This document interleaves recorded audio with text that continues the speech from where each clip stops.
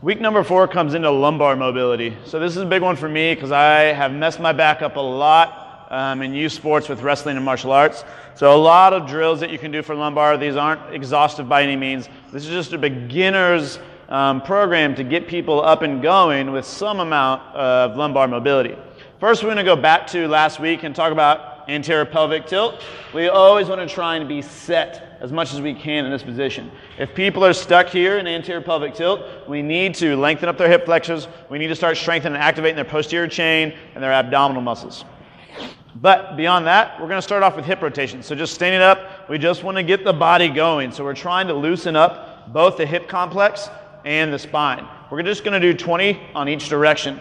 From there, it's a simple touch and reach. So keeping their knees as close to locked out as possible, they're going to reach for those toes. And then leading with their fingertips, they're going to go in as big of a range of motion as possible back behind them. From there, again, casting out with the fingertips, they're going to go all the way back down. Try to reach a little bit further this time before casting on the way back up. From there, we're going to take them down to the ground. Fire hydrants. So rotations, we're going to do 10 on each side, each direction. So starting off, we want to try and be flat or almost rounded into a hollow position. We don't want to be here into this happy cat. So from here, we're going to bring the knee as high as we can towards the chest. Keeping the hips as flat as possible, we're going to take the knee out to the side. We're going to bring the leg back behind us before we come back to the chest. We're going to go 10 on each direction. So I can kick the leg out, bring it out laterally, and bring it up to the middle of the chest. Again, trying to keep my hips as flat as possible. I don't want the whole body opening it up. We'll do it on each side. From the front, it'll look like knee to the chest, knee out wide, leg kicks back, or vice versa. From there, we're going to go to scorpions, both prone and supine. So we're going to lay flat on your back. You'll start by bringing one leg out and up as far as you can before taking it across the body. Swap to the other side, out, up, and across the body. We'll do 10 on each direction, or each side. Then we can flip to our backs and do 10 scorpions from here. We're going to try to keep the chest as close to the floor as possible and flat.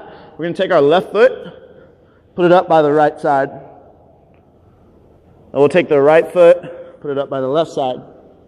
We're going to go 10 each direction with just small holds on each one. From there, from the scorpions, we're going to spend some time migrating between child's pose and then a cobra stretch.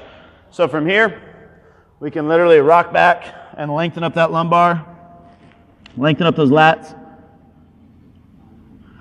before migrating into a cobra stretch. We can lower back down, press into that child's pose. From the front, child's pose, I'm trying to collapse my knees towards my chest and drop my head to the floor. I'm sinking my butt as far back towards the heels as possible before cobra, where I want to push the hips down, chest up tall, and I want to press my shoulders away from my ears. Elbows should be pointed back. If that's too much, we can regress into what's called cat-cow. So starting from this quadruped position, I'm going to protract my shoulders, try and round my back out, press everything towards the sky before then going into anterior pelvic tilt, dropping my scapulas back behind me into retraction, and to get as much curvature in my lumbar as possible before pressing back out and then rounding off again.